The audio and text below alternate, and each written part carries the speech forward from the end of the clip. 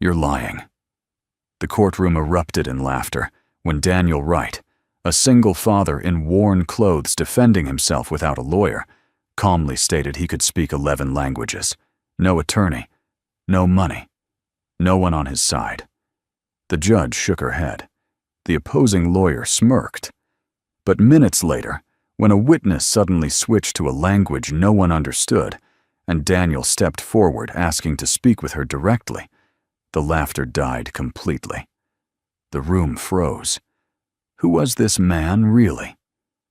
The hearing had begun 3 hours earlier in a courtroom that smelled of old wood and stale coffee. Daniel sat alone at the defendant's table, a folded stack of papers in front of him, and a pen that had stopped working halfway through the morning. His shirt was clean, but frayed at the collar. His hands were rough from years of loading boxes and driving routes that started before dawn. Across the aisle, Laura Mitchell sat perfectly composed in a tailored navy suit, her hair pulled back in a way that made her look like someone who belonged in rooms like this. Her husband, Thomas Mitchell, sat beside her in a charcoal gray suit that probably cost more than Daniel made in 2 months. Their lawyer, Brian Collins, stood near the judge's bench like he owned it. He was tall, sharp-featured, and spoke with the kind of confidence that came from winning cases before they even started. He had been talking for the past 20 minutes, laying out his argument with surgical precision. Every sentence was designed to make Daniel look small. Every fact was a weapon. Laura had remarried well. She had stability now. She had resources. She could provide Emily with private schools, summer camps, a home with a backyard and a pool. Daniel, on the other hand, lived in a cramped apartment on the east side of town. He worked long hours. He had no savings to speak of.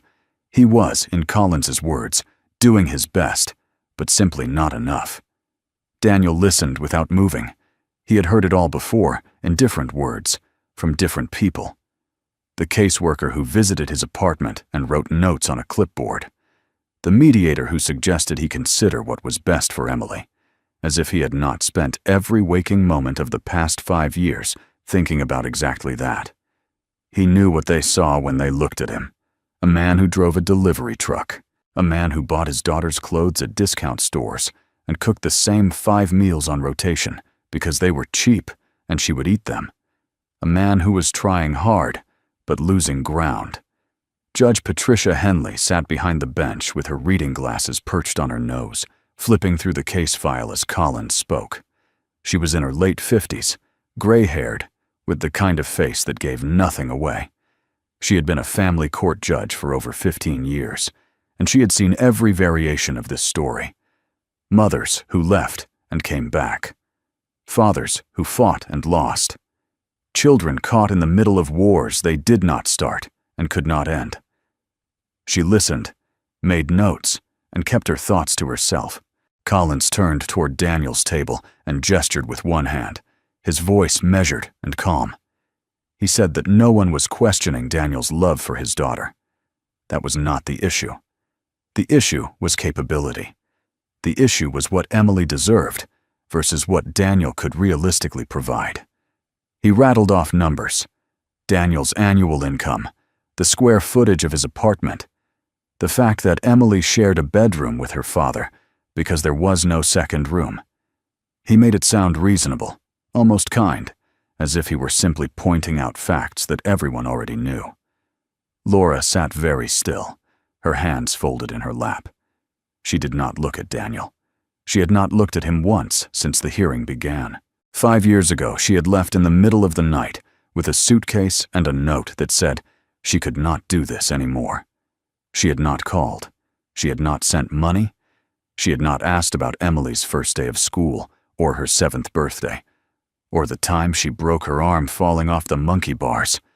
Daniel had handled all of it alone. He had learned how to braid hair by watching videos on his phone. He had learned how to talk to teachers and answer questions about why Emily's mother was not at the parent conferences. He had learned how to be enough when everything in him felt like it was not. Now Laura was back, and she had brought a lawyer and a new husband, and a list of reasons why she should be the one to raise the daughter she had walked away from. She had told the court she had been young and overwhelmed. She had made mistakes. She had needed time to find herself. Daniel did not know what that meant. He only knew that Emily had cried herself to sleep for months, asking where her mother had gone, and he had not had an answer that made it hurt less. Collins finished his opening statement and returned to his seat. Judge Henley looked down at her notes, then glanced at Daniel. She asked him if he had anything he wanted to say. Her tone was neutral, almost tired. She had heard 100 stories like his, and most of them ended the same way. Daniel stood slowly. His chair scraped against the floor. He cleared his throat and looked at the judge. Not at Laura, not at Collins, just at the judge, He said he did not have a lawyer because he could not afford one. He said he knew his apartment was small and his income was low. He said he understood that on paper, Laura could offer Emily things he could not. But he also said that he had been there. Every single day for the past 5 years, he had been there. When Emily woke up with nightmares, when she got sick, when she needed help with homework or just wanted someone to sit with her while she drew pictures, he had been there. He did not have money, but he had time. He did not have a big house, but Emily had never once felt unsafe or unloved in the home they shared. Judge Henley listened. She did not interrupt. When Daniel finished, she asked him if he had any evidence or witnesses to support his case. Daniel glanced down at the papers on his table. He had printed out report cards and letters from Emily's teacher. He had photographs of the two of them at the park, at the library, at the small birthday parties he had managed to put together with grocery store cake and dollar store decorations. He had a list of people who could vouch for him, neighbors and co-workers who had seen him pick Emily up from school every day, who had watched him carry her on his shoulders when she was too tired to walk. But he knew how it looked. He knew it was not enough. Collins leaned back in his chair, arms crossed, waiting. Laura looked down at her hands. Judge Henley adjusted her glasses and asked Daniel directly if there was anything else he wanted the court to know, anything that might change the picture Collins had painted. Daniel hesitated. He knew what he was about to say would sound absurd. He knew it would invite skepticism, maybe even mockery. But he also knew it was the truth, and he had nothing left to lose. He said he spoke 11 languages. The courtroom went silent for a beat, and then someone laughed.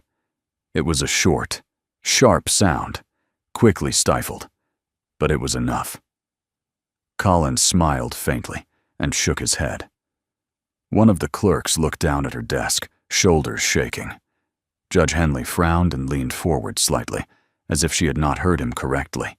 She asked him to repeat what he had just said. Daniel met her gaze and said it again. 11 languages. He had learned them over the years, mostly on his own, because he had always been good with languages and because he liked learning. He had taught himself Spanish and French in high school. He had picked up Italian and Portuguese from co-workers. He had studied German and Russian through online courses during his lunch breaks. He had learned Mandarin and Japanese from library books. He had taught himself Arabic and Swahili because they interested him. Judge Henley stared at him. Collins let out a quiet breath that might have been a laugh. Laura looked up for the first time, her expression unreadable. The judge asked Daniel why that mattered. Why, in a custody hearing, his ability to speak multiple languages had any relevance to his fitness as a parent. Daniel knew how it sounded. He knew it seemed like a desperate attempt to make himself look impressive, to distract from the facts Collins had laid out so neatly. But he also knew that language had been one of the ways he had connected with Emily. He had taught her phrases in different languages.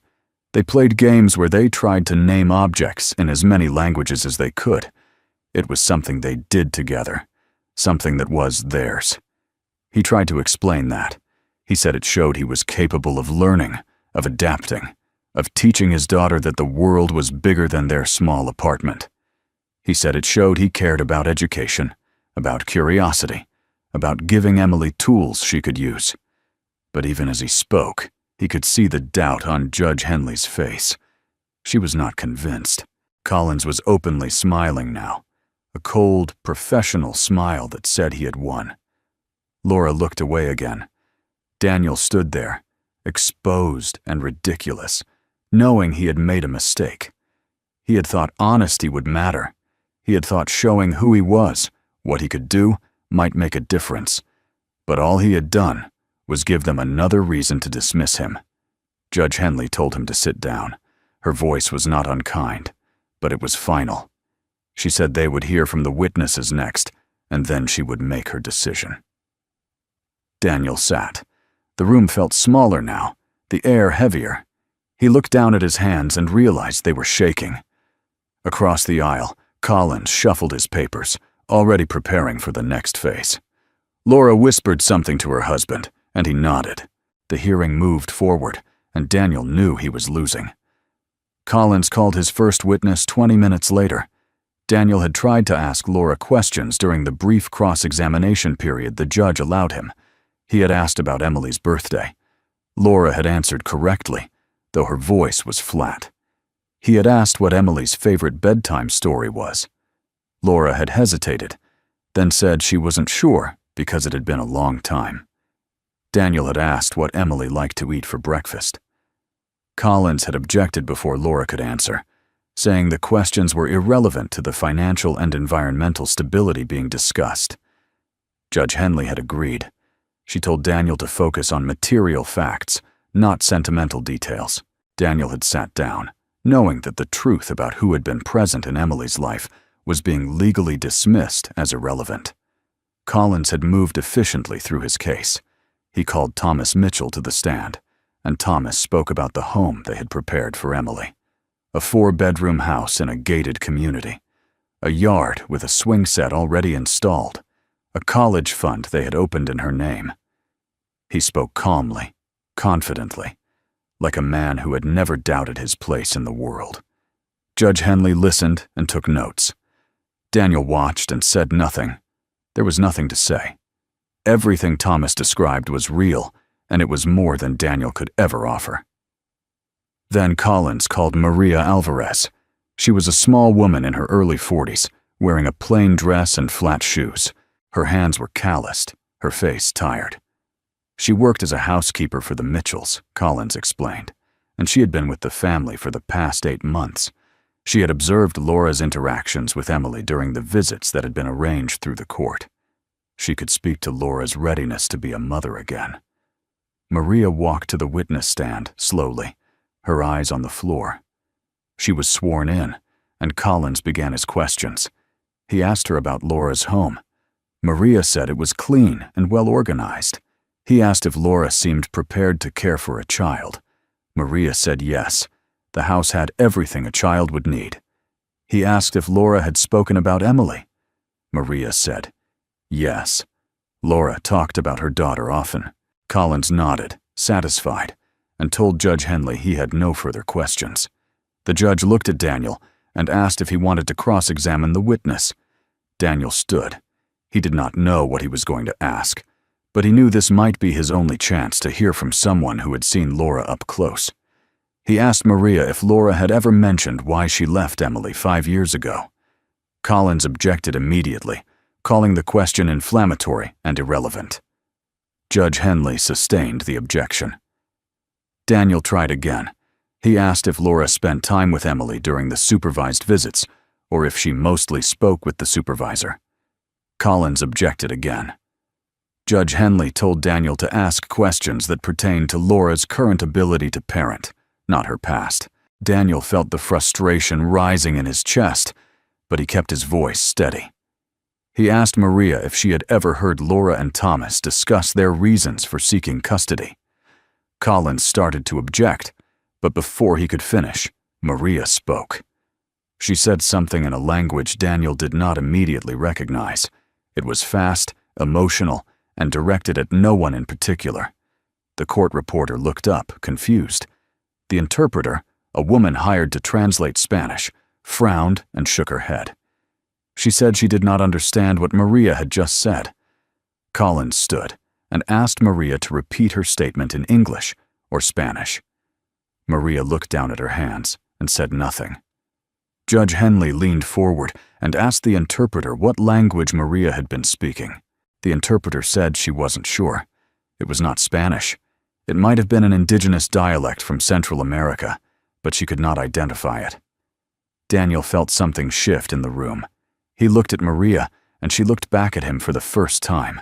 Her eyes were wet. She said something else in the same language, her voice shaking. Judge Henley asked if anyone in the courtroom could understand what the witness was saying. No one answered. Collins said that if the witness could not communicate in a language the court could interpret, her testimony should be stricken. Judge Henley looked frustrated. She asked Maria if she could speak in English or Spanish. Maria shook her head. She said she could, but what she needed to say in her own language. She needed to say it in a way that felt true. Daniel stood again. He said he understood what Maria was saying. The room went still. Collins turned to look at him, his expression somewhere between disbelief and irritation. Judge Henley stared at Daniel. She asked him what language Maria was speaking. Daniel said it was Cachical, a Mayan language spoken in Guatemala. He said he had learned it years ago from a co-worker who had immigrated from the highlands. He had kept studying it because he found the structure beautiful and because he believed languages that were disappearing deserved to be remembered. Judge Henley asked him if he was claiming he could translate what Maria had just said. Daniel said yes. Collins objected immediately. He said there was no way to verify Daniel's claim. He said it was convenient that Daniel suddenly claimed to speak the exact language the witness had chosen to use. He said it was a transparent attempt to manipulate the proceedings. Judge Henley looked at Daniel for a long moment. She asked him if he was willing to translate under the same oath as the official interpreter. Daniel said he was. She told him to approach the witness stand. Daniel walked forward, his legs unsteady. He could feel every eye in the room on him. He could feel the weight of what he was about to do. He stood near Maria and asked her in Cachical if she was comfortable speaking with him. Maria's face changed. She looked at him with something close to relief, and she nodded. She began speaking again, slowly this time, and Daniel listened. When she finished, he turned to the judge and translated. He said that Maria had been trying to tell the court that Laura did not want custody of Emily because she loved her or missed her. Laura wanted custody because Thomas needed the image. Thomas was trying to expand his business into Europe, and his partners there valued family men. They valued stability and tradition. A man with a wife and a stepdaughter looked better in photographs and at dinners than a man who was newly married with no children. The courtroom erupted. Collins was on his feet, shouting that this was hearsay and theatrics. Thomas Mitchell's face went red, and he leaned over to whisper something harsh to Laura. Laura sat frozen, her hands gripping the edge of the table. Judge Henley slammed her gavel and demanded silence. She told Collins to sit down. She looked at Daniel and asked if he was certain that was what Maria had said. Daniel said, yes. Judge Henley turned to Maria and asked her, through the Spanish interpreter, if what Daniel had translated was accurate. Maria looked terrified. She glanced at Laura, then at Thomas, then back at the judge. She said yes. It was accurate. Judge Henley asked Maria why she had not said this in Spanish or English. Maria said, through the interpreter now, that she had been afraid. She said she had been told not to say anything that would hurt the family she worked for. She said she had been told that if she caused problems, she would lose her job and possibly her visa. She said she had wanted to stay silent, but when she sat in the witness stand and saw Daniel sitting alone at that table, she could not do it. She had thought about her own children, who lived with her sister back in Guatemala, because she could not bring them here. She had thought about what it meant to love a child and to lose them. She could not lie, even if it cost her everything. Judge Henley asked Maria if anyone had explicitly threatened her. Maria said no, not in those words, but she said she knew what happened to people like her when they spoke out. She knew she was replaceable. Collins stood again and argued that Maria's testimony was unreliable. He said she was clearly unstable and that her claims were unsubstantiated. He said there was no evidence to support what she was saying. Judge Henley told him to sit down again. She said she would decide what was reliable. She asked Daniel if Maria had said anything else. Daniel said yes. Maria had said that she had heard Laura and Thomas talking in their bedroom one night. They had been speaking in French, probably because they thought she would not understand. But Maria had understood enough. Judge Henley asked what they had said. Daniel translated what Maria had told him. Laura had called Emily a burden. She had said she did not know how to connect with a 7-year-old, that she felt nothing when she looked at her. Thomas had said it did not matter. They only needed custody for a year, maybe 2, just long enough to close the deals in France and Germany. After that, they could send Emily to boarding school. Laura had agreed. She had said it would be easier that way. Maria had stood outside the door and listened, and she had not known what to do with what she had heard. Until now. The room was silent. Collins looked like he wanted to speak, but could not find the words. Laura was staring at the table, her face drained of color. Thomas was whispering urgently to Collins, but Collins was shaking his head. Judge Henley asked Maria if she was willing to testify to this under oath, knowing that she could face legal consequences if she was lying. Maria said yes. She said she was willing to face whatever came. She said she could not live with herself if she stayed quiet. Judge Henley nodded slowly. She told Maria she could step down. Maria walked back to her seat, her hands trembling. Judge Henley called for a 15-minute recess. She said she needed time to review the testimony and decide how to proceed. Daniel sat down at his table, his heart hammering in his chest. He had done it. He had spoken for Maria. He had given her a voice when no one else could. But he also knew it was not over. Collins was already huddling with Thomas and Laura, their heads close together, their voices low and urgent. Daniel watched them and felt a cold knot of fear in his stomach. They were not going to let this stand. They were going to fight back. And he did not know if what he had just done would be enough. When the recess ended, Collins stood and addressed the court. He said that while Maria's testimony was emotional, it was also entirely uncorroborated. He said there was no recording of the conversation she claimed to have overheard. There was no witness to confirm her account. He said that Daniel's translation could not be trusted because there was no certified interpreter present to verify it. He said the court could not base a custody decision on the word of a housekeeper who had admitted she was afraid of losing her job and the unverified translation of a man who had every reason to lie. Judge Henley listened. She did not interrupt. When Collins finished, she asked Daniel if he had any response. Daniel said he understood the court's concerns. He said he knew his translation could not be officially verified in this moment. But he also said that Maria had risked everything to speak the truth, and dismissing her because the court did not have the right paperwork felt like another way of silencing people who were already invisible. Judge Henley looked at him for a long moment. She said she appreciated his perspective, but the law required certain standards of evidence. She said she could not make a decision based on testimony that could not be properly verified. She said she would take Maria's statement into consideration, but it would not be the deciding factor. Daniel felt the ground drop out from under him. He had thought this was the moment. He had thought the truth would be enough. But Collins was right. Without proof, it was just a story. Collins called for Maria to return to the stand. Judge Henley allowed it. Maria walked back slowly, her face pale. Collins asked her, through the interpreter, if anyone had pressured her to say what she had said. Maria said no. Collins asked her if she was certain she had heard the conversation correctly. Maria hesitated. Collins pressed. He asked her if it was possible she had misunderstood, given that she was listening through a closed door, and the conversation was in a language she did not speak fluently. Maria looked at Laura. Laura was staring at her now, her expression unreadable but intense. Maria swallowed. She said it was possible she had misunderstood. Collins asked her to clarify.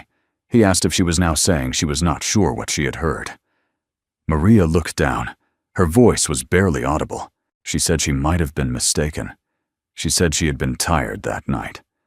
She said maybe she had not heard everything correctly. Collins nodded, satisfied. He thanked her and told Judge Henley that the witness had recanted her earlier statement. Judge Henley asked Maria directly if she was changing her testimony. Maria said yes. She said she was not sure anymore. She said she was sorry for the confusion. Judge Henley dismissed her. Maria walked out of the courtroom without looking at anyone. Daniel watched her go and knew exactly what had happened. Someone had gotten to her during the recess. Someone had reminded her what she stood to lose. Collins turned back to the judge. He said that the defense had attempted to introduce unreliable and unverified testimony in a desperate bid to derail the proceedings. He said that Laura and Thomas had demonstrated their ability to provide for Emily in every measurable way. He said that Daniel, despite his evident love for his daughter, simply could not offer the same level of stability and opportunity. He said the choice was clear. Judge Henley thanked him and said she would hear Daniel's closing statement before making her decision. Daniel stood. He felt numb. He had lost his only witness. He had lost his only chance to show the court who Laura really was. He had nothing left. He told the judge he did not have much else to say. He said he loved his daughter. He said he had been there for her every day of her life since her mother left.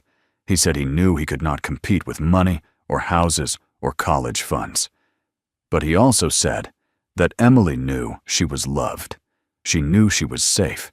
She knew that no matter what, her father would be there. He said that had to count for something. He said he hoped it counted for something. His voice broke on the last words. He sat down. Judge Henley looked at him with something that might have been sympathy, but it did not matter. Sympathy was not a legal standard. She said she would take a brief recess to review the evidence and render her decision. She stood and left the courtroom. Daniel sat alone at his table and felt the case slip away from him. Daniel sat in the empty courtroom and reached into his jacket pocket. His fingers found the small USB drive he had been carrying since the recess. Maria had slipped it into his hand when she walked past him on her way out. She had not said a word. She had not looked at him. She had just pressed the drive into his palm and kept walking. He had closed his fist around it and waited. Now he pulled it out and stared at it. It was black, no bigger than his thumb, with a piece of masking tape on one side. Someone had written a single word on the tape in blue ink. Truth. He did not know what was on it. He did not know if it would help or if it would even be admissible. But he knew it was his last chance. Judge Henley returned to the bench 10 minutes later. The courtroom was still and tense. Collins and Laura sat together, their posture relaxed, confident. Thomas was scrolling through his phone. They thought this was over.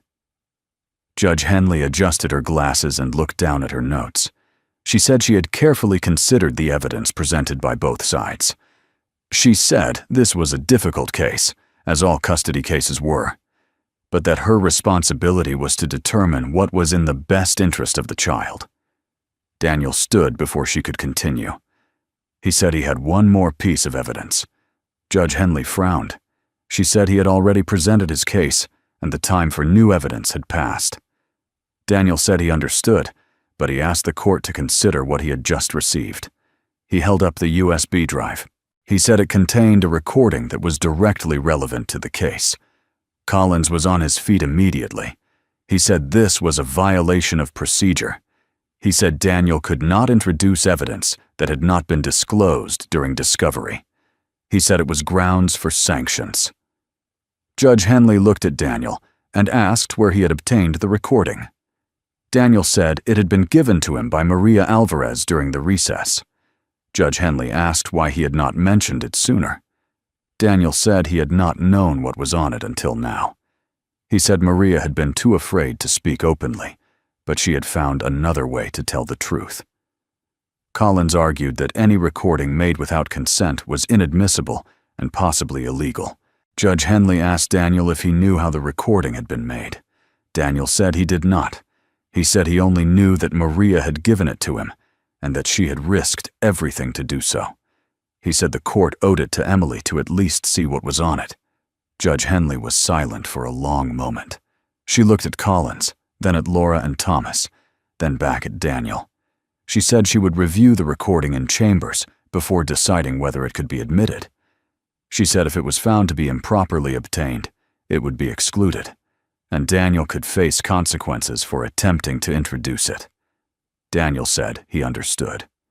Judge Henley took the USB drive from him and left the courtroom again. Daniel sat down. His hands were shaking. Collins leaned over and whispered something to Thomas.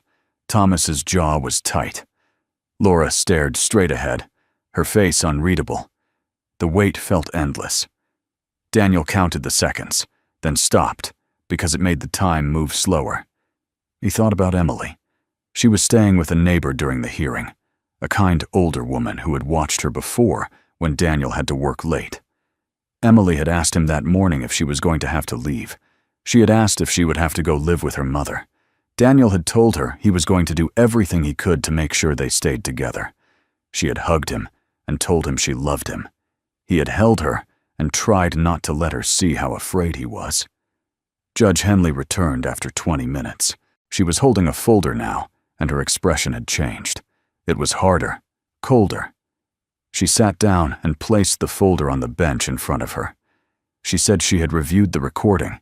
She said it was a video, approximately 3 minutes long, filmed on what appeared to be a phone camera. She said the quality was poor, but the audio was clear. She said the recording showed Laura Mitchell and Thomas Mitchell having a private conversation in what appeared to be their home. She said the conversation was conducted in French. She asked if anyone in the courtroom spoke French fluently enough to translate. Collins said he did not. Laura said nothing. Thomas said he spoke some French, but not fluently. Judge Henley said she would call in a certified interpreter. Collins objected.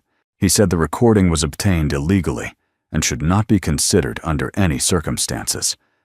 Judge Henley said she would determine admissibility after the translation was complete. She said the court had a responsibility to examine all evidence that might impact a child's welfare, regardless of how it was obtained.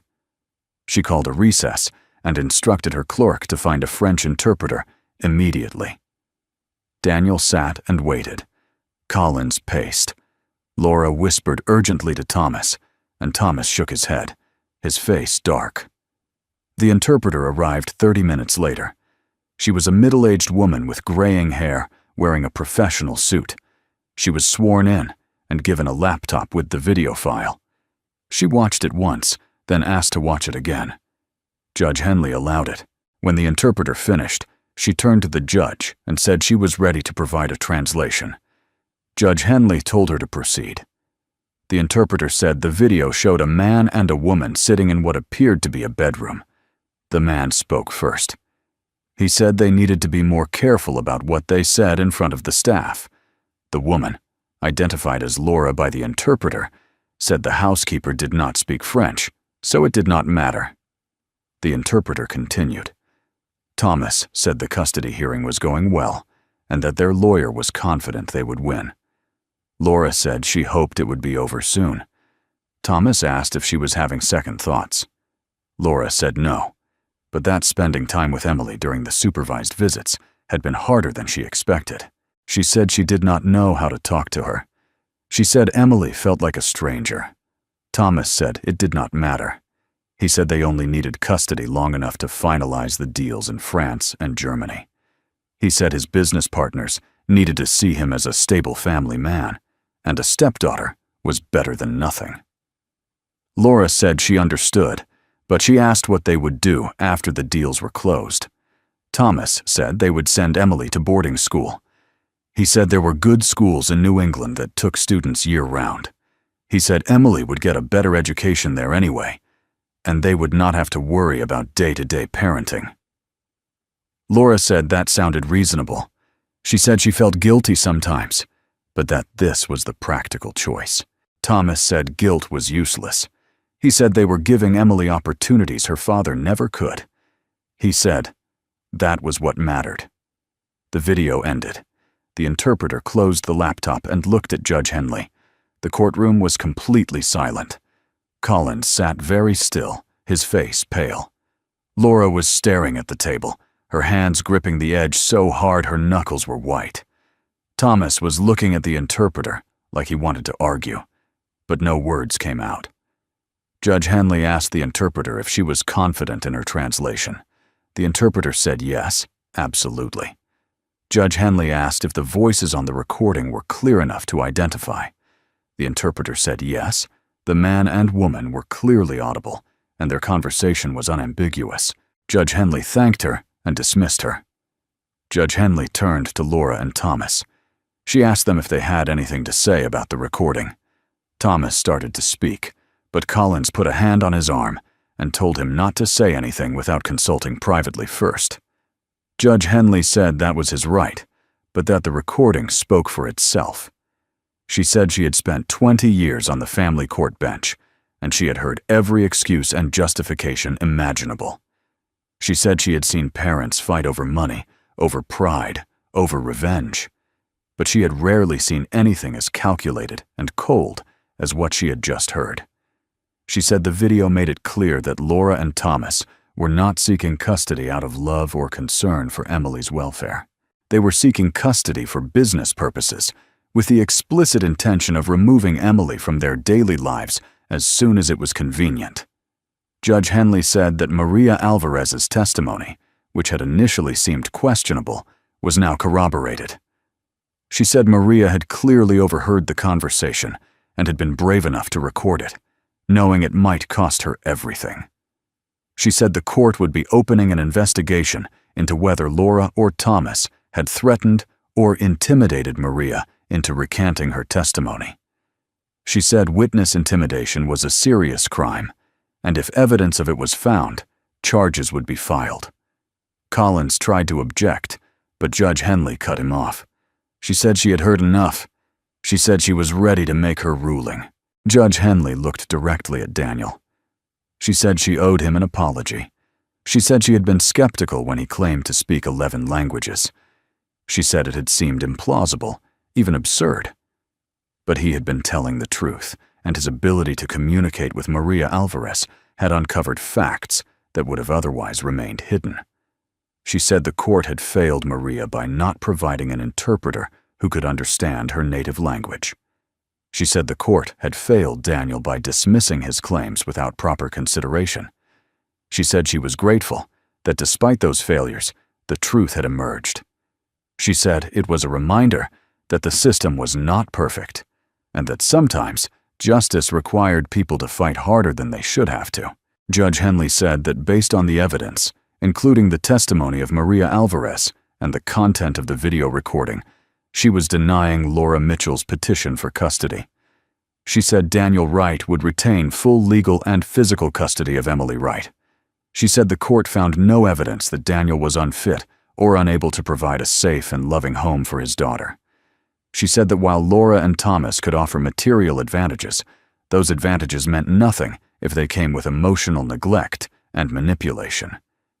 She said a child needed more than money. A child needed presence, consistency, and love. She said Daniel had demonstrated all of those things, and Laura had demonstrated none of them. Laura stood abruptly, her chair scraping against the floor. She said this was not fair. She said the recording was illegal and should not have been allowed. Judge Henley said the recording had been obtained by a private individual, not by law enforcement, and that its content was directly relevant to the child's welfare. She said the court had discretion to admit evidence that protected a child from harm, and she had exercised that discretion. She said if Laura wanted to appeal, that was her right, but the ruling stood. Laura looked at Thomas, then at Collins, then back at the judge. She said nothing else. She picked up her purse and walked out of the courtroom. Thomas followed her, his face rigid. Collins gathered his papers and left without a word. Daniel sat at his table, unable to move. Judge Henley looked at him and told him he could go. She said his daughter was waiting for him. Daniel stood slowly. He felt like the floor was unsteady beneath him. He walked out of the courtroom into the bright, harsh light of the hallway. He leaned against the wall and closed his eyes. He had won. Emily was staying with him. She was safe. He pulled out his phone and called the neighbor. He said he was on his way to pick up Emily. The neighbor said she would have her ready. She said Emily had been asking about him all morning. She said the little girl would be so happy. Daniel drove home with Emily in the back seat. She asked him what happened. He told her she did not have to go anywhere. She was staying with him. Emily smiled, a wide, relieved smile, and said she was glad. She said she had written him something while he was gone. She pulled a folded piece of paper out of her backpack and handed it to him when they got home. Daniel unfolded it. It was a letter, written in 3 languages: English, Spanish, and French. The handwriting was messy, the spelling imperfect, but the message was clear. "I love you, Dad. I want to stay with you." Daniel read it twice, then folded it carefully and put it in his pocket. He pulled Emily into a hug and held her until she squirmed and laughed and said he was squishing her. He let go, but he did not stop smiling. The fight was over. They had won. And for the first time in weeks, Daniel let himself believe that everything was going to be okay.